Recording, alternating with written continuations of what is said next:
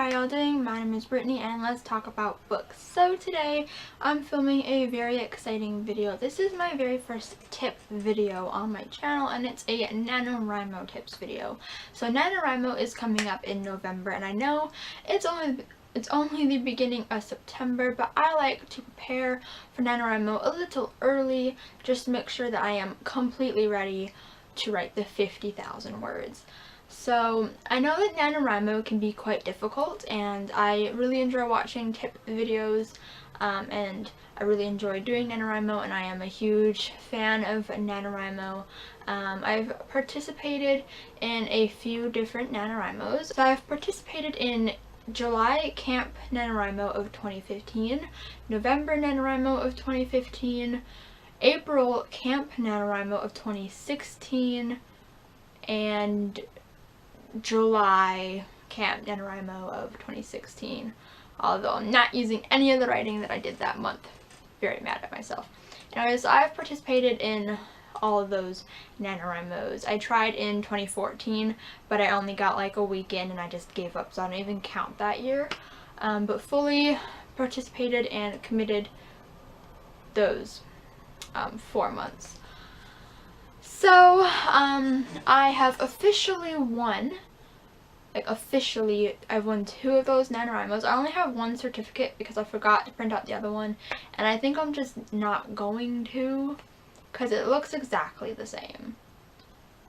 Like, it's the exact same certificate, it's going to say the exact same thing, and it's going to look like I just printed it out twice, so I'm just not even going to include it, I don't think. But, yeah, so I just have 4 really simple, easy tips for you guys to help you with your NaNoWriMoing. I just made NaNoWriMo a verb. Yay. You know, that's always fun making up new verbs. I'm a weirdo. So, I'm really excited to do this video and I really hope that these tips can help you. They really help me and they're just things that I've personally done to help me win NaNoWriMo. And I'm really excited to share everything with you guys, so let's get started. Number 1, prepare in advance. So I would suggest starting in September or October. Normally people start prepping in October.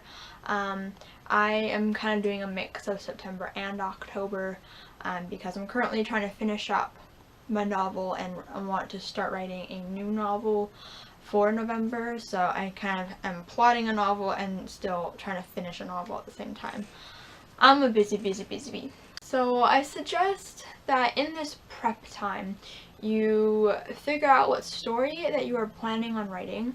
So if you have like a bunch of ideas, figure out what you want to write and basically also figure out what is going to happen in the story. Now, there are 2 types of writers. There are outliners and then there are pantsers. So outliners really like to outline and they outline every detail of their story and they know exactly what's going to happen the whole way through, beginning, middle, end, they know it. Pantsers, on the other hand, don't plan really at all. Okay, my suggestion for NaNoWriMo is because you're go all the time trying to write to the 50,000 at the end of the month, you're just go, you're just writing. So I suggest, even if you are a pantser, try and just roughly know what's gonna happen. So have like a general idea of where your story is going to go. That way, in cases where you're writing and all of a sudden you don't know how to continue and you're stuck, instead of being in a rut for the rest of the month and not achieving your goal of 50,000, if you have that like a brief little outline of roughly where things are going to go, it's going to help you move along quicker in the story and easier in the story, and it's going to help you have a general direction to go in. So if you get off track or if you just don't know how to continue, you have a path that you can go down. So if you have any ideas, write them down because you might forget them, or you know, just outline a little bit. And I know that pantsers don't like the outline, but I'm telling you, for NaNoWriMo you're going to want to do a little outlining. So that is the first tip. Number 2, make time for writing, whether that's setting a chunk of time each day to write or writing in any free moment that you get. So some writers like to set specific amounts of times, like half an hour or an hour every day where they sit down and write. So I suggest doing a little bit of both if possible. So if you're really busy, I find November is a really busy month for me, and it's just hard to get writing done with school, and if you work, just got a lot of things going on in November. It's hard to keep up with your word count. So you can set aside the half an hour to write, or let's say you're really busy but like you have a few minutes here and there to do some writing. Take advantage of those few minutes and crank out as many words as possible. So let's say you have a few minutes to write, and so you crank out some words, and you have that about a few times a day. Like you can sit down a few times a day and just crank out some words in between what you're doing. Those like little amount of words that you've been writing are going to add up into a bigger word count for the day, and it's going to be much more helpful than just not taking advantage of that time. It's the same with reading. Just pick out your book and read a few pages in the few minutes that you have, like in between classes or whatever. Just crank out those words and write as much as possible in any moment that you have.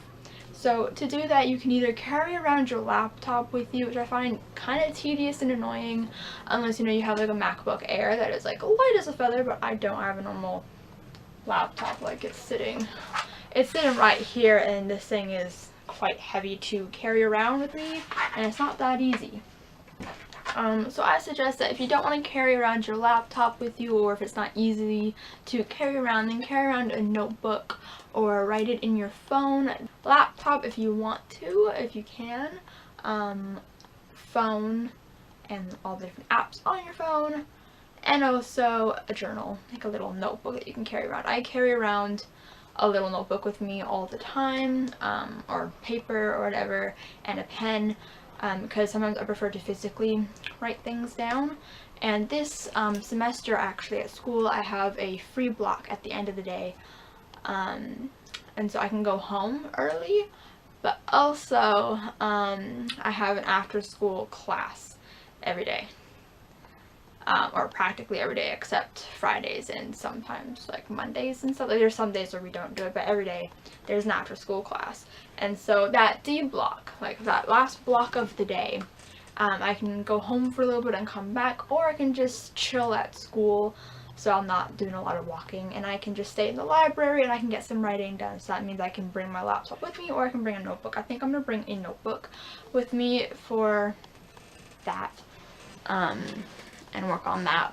But anyways, I'm getting off topic. Tip number 3, find writing buddies and do sprints with them. So the first NaNoWriMo that I officially won was April Camp NaNoWriMo, and this was the first NaNoWriMo that I did it with friends. I had Peyton and Reader's World, both from BookTube, and they were my writing buddies, and we did sprints every single day practically. I think we actually did do sprints every single day for 5, 10, 15 minutes. I think no, I don't think we did half an hour. I think it ranged from 5 to 15, and we would just sit and we would just write, and we would just sit down and just write. Now, when I do sprints, I just focus on the writing. I don't let myself get distracted by anything. I just focus on cranking those words out. Sometimes you get distracted, or sometimes there's things you just have to do. I know a Reader's World gets quite distracted by movies and stuff, which just like take your dog out. But I just sit there and I just write for whatever time we set. And I just crank out those words. I type as fast as I can. I word vomit. I do as much as I can, and it really helps. Sprinting really, really helps. And at the end, if you want to, this is what Peyton and a Reader's World and I do.